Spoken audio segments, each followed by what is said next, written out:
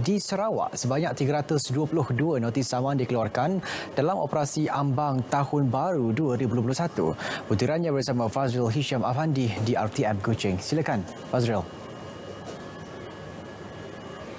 Terima kasih Syairul. Assalamualaikum dan salam sejahtera.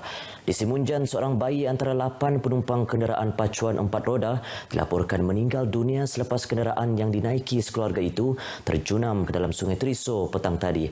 Menurut penolong pengarah operasi Jabatan Bomba dan Penyelamat Sarawak, Hendry Ardiman Shah, dalam kejadian pukul 3.15 petang itu, sebuah kenderaan pacuan 4 roda jenis Toyota dipercayai tergelincir dari feri yang sedang dalam perjalanan menyeberang Sungai Terbabit. Bagaimanapun, kenderaan terbabit telah tergelincir ke dalam sungai yang terletak kurang 4 meter dari tebing. Bagaimana berjatuh, kita masih dalam siasatan lagi dan kita akan maklumkan kemudian. Dihubungi RTM petang tadi, Henry turut mengesahkan kesemua mangsa berumur antara 6 bulan hingga 65 tahun. Insiden yang berlaku tebing sungai itu turut dirakam oleh seorang warganet berdurasi 7 minit memaparkan usaha orang ramai membantu mengeluarkan kesemua mangsa. 2 pasukan bomba dari Balai Simunjan dan Balai Saratok telah digerakkan ke lokasi kejadian dengan kekuatan 20 anggota. Sebanyak 322 notis saman atas pelbagai kesalahan lalu lintas telah dikeluarkan Jabatan Pengangkutan Jalan JPJ Sarawak dalam operasi Ambang Tahun Baru 2021 yang diadakan di seluruh negeri malam tadi. Menurut pengarahnya Muhammad Syafiq Anas Abdullah, pemeriksaan dilakukan ke atas 2,689 buah kenderaan.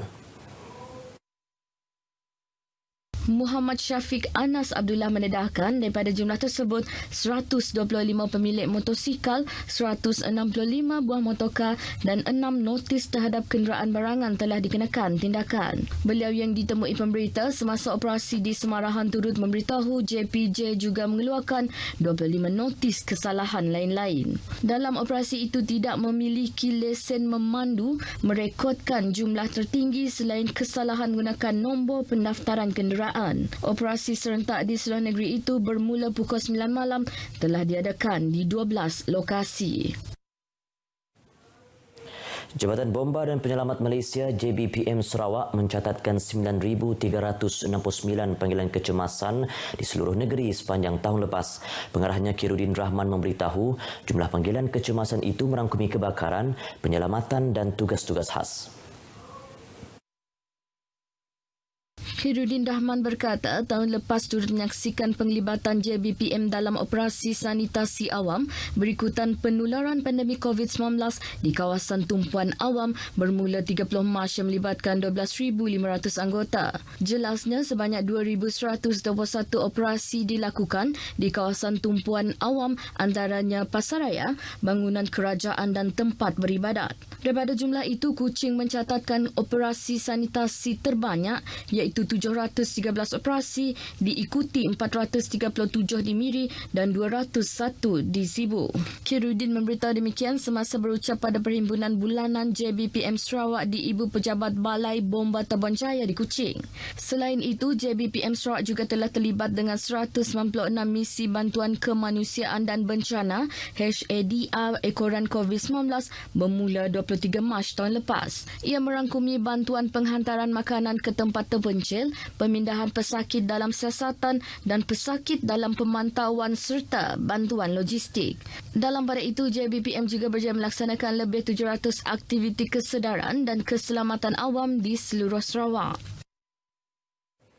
Tahun 2020 merupakan tahun yang mencabar bagi setiap rakyat ekoran pandemik COVID-19 dengan pelaksanaan Perintah Kawalan Pergerakan yang menyekat pengoperasian pelbagai sektor. Kebanyakan kehidupan rakyat telah terjejas termasuk golongan peniaga kecil. Bersempena Tahun Baru, golongan peniaga di Sibu tidak terkecuali menaruh harapan agar ada sinar baru untuk memulihkan perniagaan mereka yang terjejas sepanjang tahun lepas. Tinjauan kru RTM di sekitar Sibu mendapati rata-rata peniaga yang ditemui berharap pandemik COVID-19 berakhir agar kehidupan kembali seperti sedia kala. Dari segi ekonomi agar dapat meningkatkan ekonomi negara. Semua baik, semua pulih seperti sedia kala, and then apa-apa yang berlaku yang sebelum ni akan jadi pengalaman kita untuk masa akan datang. Saya harap tahun ini bisnes baguslah. Itu semua orang sehat loh. Kalau ini COVID-19 itu okey loh. Lagi itu bisnes pun okey lah. Harap bisnes okey lah. Harap bisnes okey. Sendiri pun okey lah. Keluarga sama keluarga. Jadi je lah. Jadi tahun lepas perniagaan ekonomi macam mana? Dan harapan untuk ekonomi tahun ni macam mana? Ada turun sikit lah. Tapi masih boleh tahan lah. Still in control. Moga bisnes semakin berkembang dan semakin berjaya lah. Semoga tahun ni tidak lagi macam tahun dulu lah. Sebab tahun dulu kerana penyakit COVID tu bisnes memang kurang. Harapan kami semoga kami jadi usahawan yang berjaya. Cabaran disebabkan kronik COVID tu bisnes kurang sikit lah sebab orang keluar kurang kan.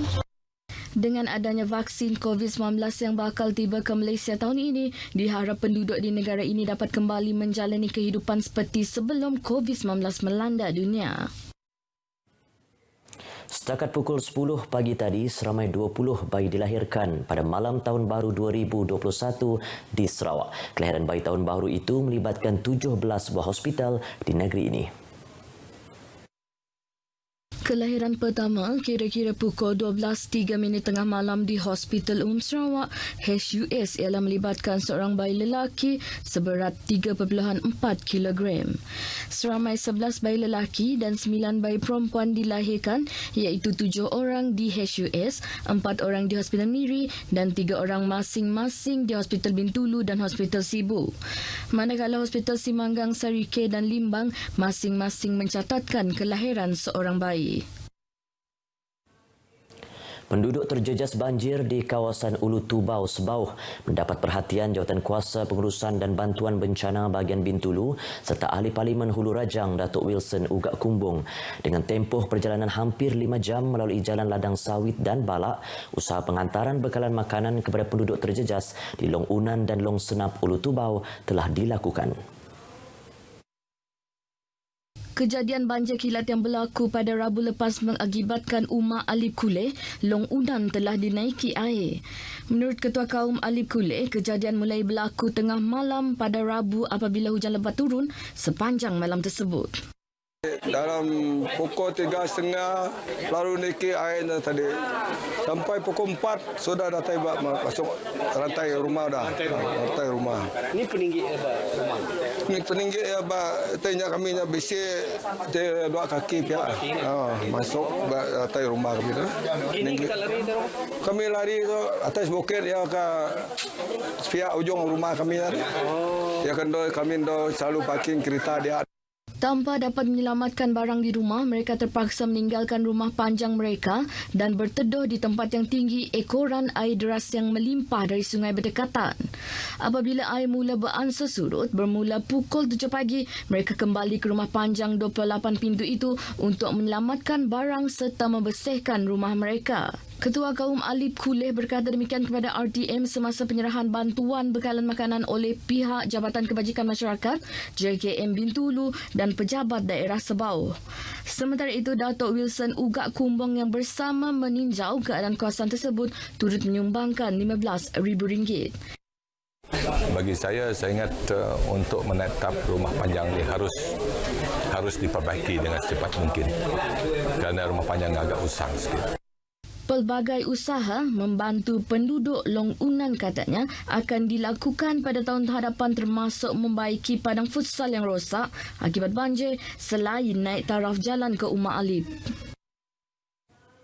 Sekian berita wilayah dari Sarawak, kembali kepada Syairul di Angkasa Puri. Silakan.